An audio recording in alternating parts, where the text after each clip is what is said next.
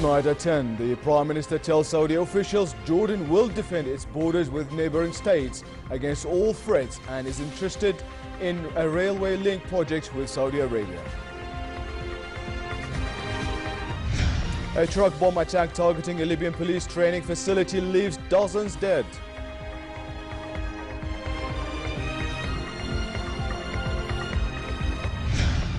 And dozens of airstrikes hit the Yemen's capital in one of the heaviest aerial attacks in 9 months of war.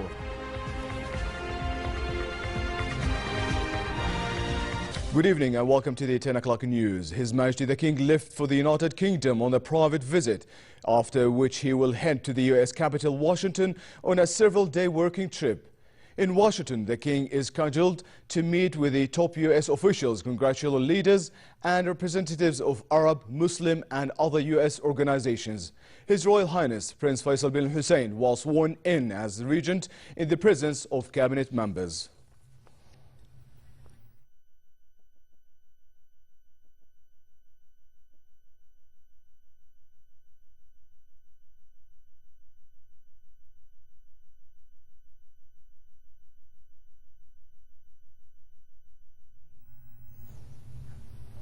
Prime Minister Abdullah Mansour met Saudi Transport Minister Abdullah Al-Muqbil in the presence of Prince Khalid bin Al-Walid bin Talal and the Saudi delegation taking part in a meeting of the Joint Jordanian-Saudi Committee. Mansour highlighted the strong ties between Jordan and Saudi Arabia and thanked Riyadh for its continued support. He said Jordan is interested in more investments from Saudi Arabia, now estimated at $10 billion, and a railway project that will link the two countries with regional states and Europe. Mansour said Jordan will protect its borders with neighboring countries, including Saudi Arabia, against all threats.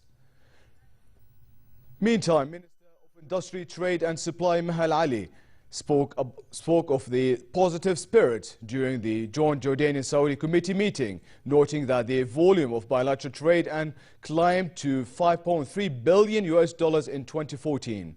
She said Saudi investors and private sector will receive information about infrastructure ventures Jordan will launch. Ali said a final agreement to avoid double taxation will be finalized that will help increase commercial ties and attract more capital. More than 47 people were killed when Libya's worst bomb attack hit a police training center in the town of Zlatan. Firefighters have also extinguished 2 fires at oil storage tanks at Libya's Ras Lanuf terminal, but blazes continue at 5 tanks in a nearby port. Here's more. This is the scene of the worst bomb attack in Libya since the fall of Muammar al-Gaddafi. At least 47 people were killed when the bomb struck a police training center, as hundreds of recruits gathered for a morning meeting. No group immediately claimed the attack in Zlatan, a coastal town between the capital Tripoli and the port of Misrata. The head of the crisis committee for the health ministry in Tripoli confirmed 47 people had died and 118 more were wounded. The Tripoli government condemned the attack. We confirm that we are totally committed to carrying out a full investigation and following developments and updates and providing full disclosure that deals with this cowardly terrorist act. The cabinet of the Salvation government confirms that it is in a permanent state of salvation to find out the very last details. Western powers are pushing Libya's factions to back a UN-brokered national unity government to join forces against Daesh militants, but the agreement faces major resistance from several factions on the ground.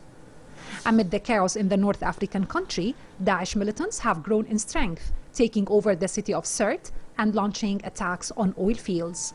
Firefighters extinguished 2 blazes at oil storage tanks at Libya's Ras Lanuf terminal, but fires continue at 5 tanks in the nearby port of Es Sider. 2 tanks were hit by shelling this week, and the fires spread later. A spokesman said the petroleum facilities guards were still in control of the neighboring ports of Es Sider and Ras Lanuf, where at least 9 guards were killed and more than 40 injured. He said guards had recovered bodies of 30 Daesh fighters and had captured 2 military tanks and other vehicles from the militants. Hala Dababne for the news at 10. Relations between Saudi Arabia and Iran deteriorated even further as Tehran severed all commercial ties with Riyadh.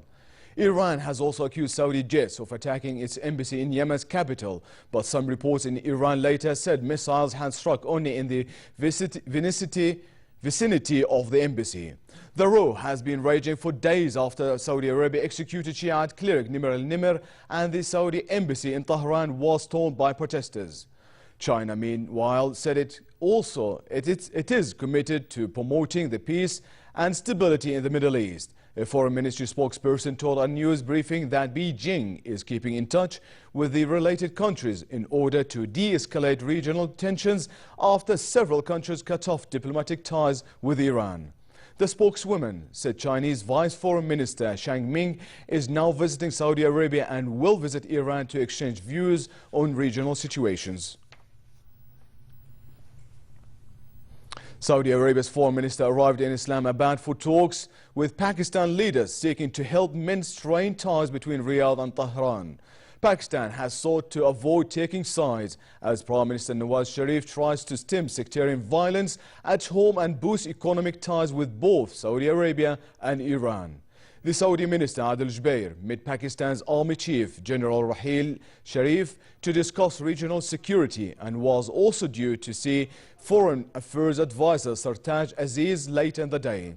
Aziz told Parliament earlier this week that Pakistan, as a friend to both Saudi Arabia and Iran, would seek to heal the rift between the two countries. Pakistan wants to deepen trade links with Iran and Saudi Arabia and improve access to their vast energy resources to fuel its economy. Syria's government gave permission to the United Nations to deliver desperately needed humanitarian aid to 3 besieged towns, including Madaya near Damascus. A UN statement said the UN welcomes today's approval from the government of Syria to access Madaya, Fua and Kafriya and is preparing to deliver humanitarian assistance in the coming days. It said there were incredible reports of people dying from starvation in Madaya, including a 53-year-old man who reportedly perished. Border guards on the northern frontiers received 102 Syrian refugees in the past 48 hours.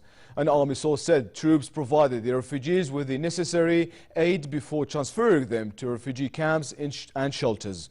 The source added that the Jordanian Royal Medical Services personnel treated ill refugees on the spot. The United States and its allies staged 36 strikes against Daesh in Iraq and Syria in their latest round of daily attacks on the terrorist group. In Iraq, 22 strikes near 9 cities hit several Daesh buildings, an improvised explosive device factory and a staging facility, among other targets. 14 strikes near Manbij in Syria also hit multiple targets. Dozens of airstrikes hit the Yemeni capital Sana'a in what residents described as the heaviest aerial attacks in 9 months of war. The strikes pounded the presidential palace and a mountain military base to the south of the city, causing children and teachers in several schools to flee for their lives. There were no immediate reports of casualties. Meanwhile, Yemen's foreign ministry declared the representative of the UN High Commissioner for Human Rights persona non grata after what it said were unfair statements. The location of the unnamed representative was not immediately clear. The Human Rights Minister was quoted as saying that the government regretted the press statements and incomplete information on the humanitarian situation in Yemen. Gunmen on a motorcycle opened fire on tourists as they boarded a bus in the Egyptian capital, Cairo, but there were no casualties. The shooting took place at the 3 Pyramids Hotel on a road leading to the Giza Pyramids southwest of the capital. Security sources said the tourists boarding the bus were Israeli Arabs. One gunman was arrested at the scene and security forces surrounded the other attacker in another part of Cairo. No group claimed responsibility for the attack. Tourism is a pillar of the Egyptian economy, which has been struggling to recover from political turmoil.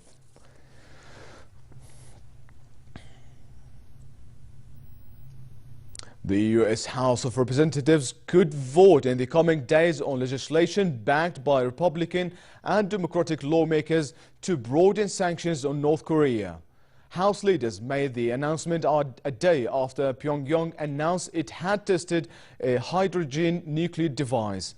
Britain has summoned North Korea's ambassador to condemn the nuclear test in the strongest terms and said it backed the United Nations on drawing up new measures against Pyongyang. Meantime, South Korea is in talks with the United States to deploy U.S. strategic weapons on the Korean peninsula. Here's more.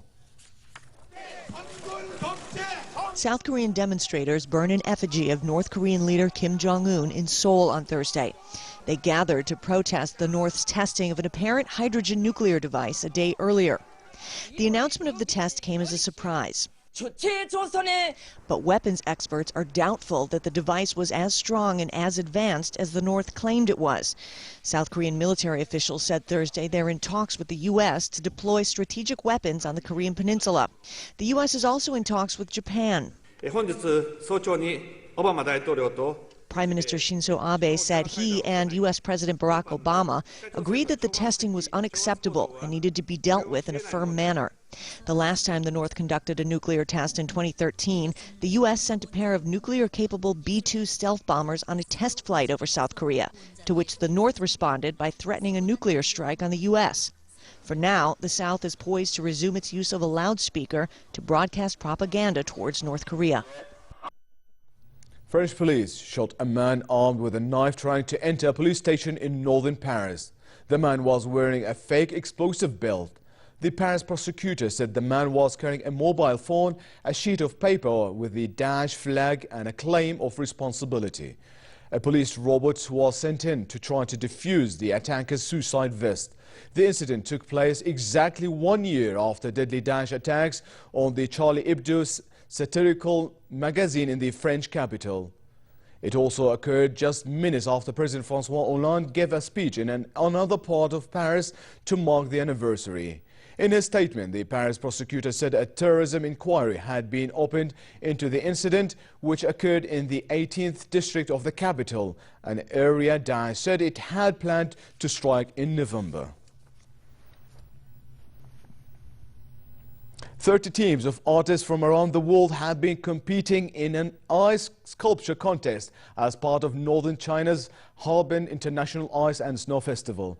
The three-day contest has attracted some 60 participants from more than 10 countries, including China, Russia, Italy and Mongolia. Participants made every effort to carve their ice blocks into artistic pieces with imagination.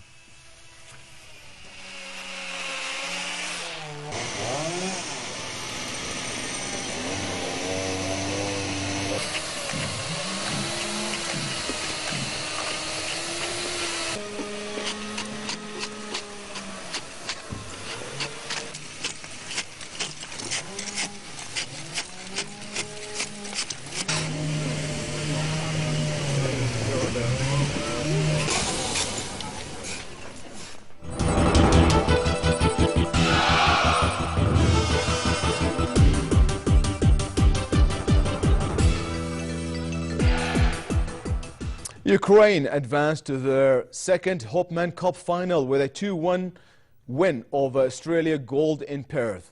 The home team needed to win the tie to stay alive, but Ukraine claimed both singles matches to ensure they finished the round-robin phase with 3 victories from their 3 ties.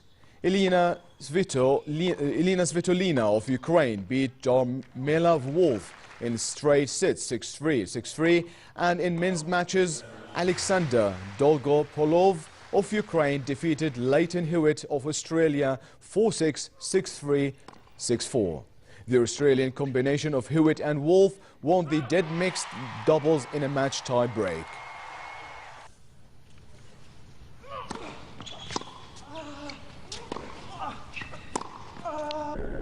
Stefan Peter Hansel won stage 4 of the Dakar Rally to move up to second place in the overall standings.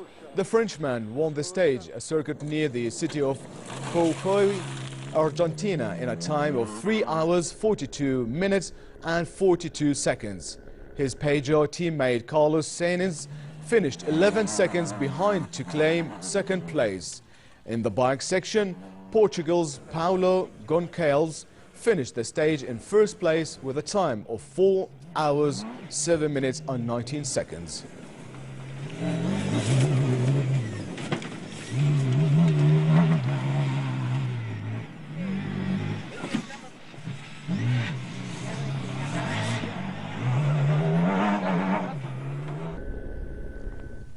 Now let's see what the weather has in store for us. Cold weather for tonight with spells of heavy thunder rain forecast for much of the northern and central regions as the kingdom will be under the effect of a cold front.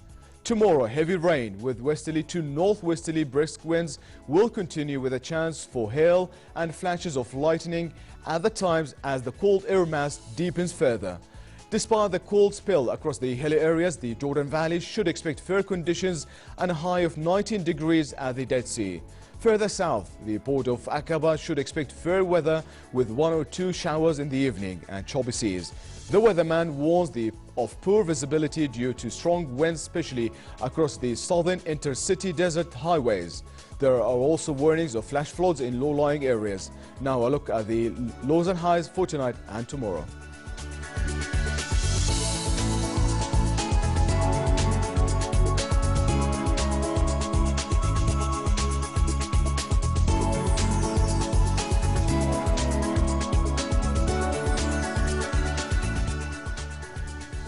And to close here our top stories once again. The Prime Minister tells Saudi officials Jordan will defend its borders with neighboring states against all threats and is interested in a railway link project with Saudi Arabia. A truck bomb attack targeting a Libyan police training facility leaves dozens dead.